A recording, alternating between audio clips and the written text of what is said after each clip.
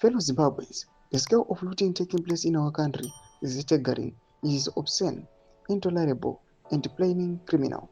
Even more disturbing is that it is allegedly being enabled by sections of the state apparatus itself, an arrangement as disgusting as it is unsustainable for any nation serious about development. Sabina Mashkubrani when the state capture looting exposed how power is being used to plunder Zimbabwe.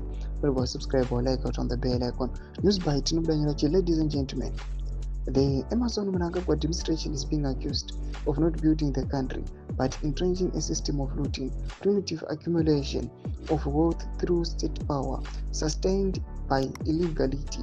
These alleged practices include unconstitutional term extension agendas, capture of the judiciary, and the systematic weakening of opposition politics through bribery, patronage, and coercion, arrest of opponents, election manipulation, and political violence are cited as part of this toxic mix.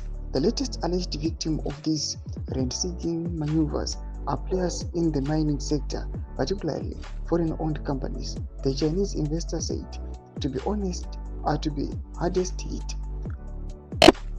A new strategy is reportedly being rolled out to extract royalties from gold mining companies through Tungara's Privé Group.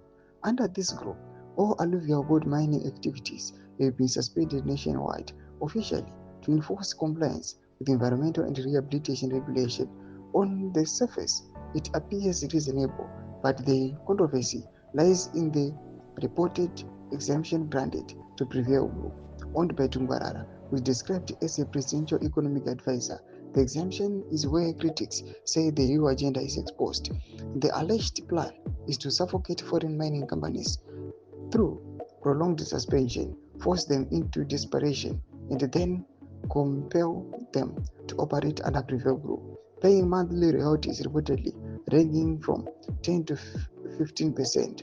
This suspension, affecting all 10 provinces, is described as a carefully engineered rent-sinking scheme, given a veneer of legality through ministerial directives and proposed statutory institutions. Ndo mashoko ari kumuri Zimbabwe vanoposta again maletters amuri kuona achisuspend alluvial mining panguva ine zvingonzi Privé Group ndo iringotenderawo kuita. Pinda comment section medu zofungura aimotodiwa pamusoro pechirwere ichi. So unosubscribe or like, check on the bell icon.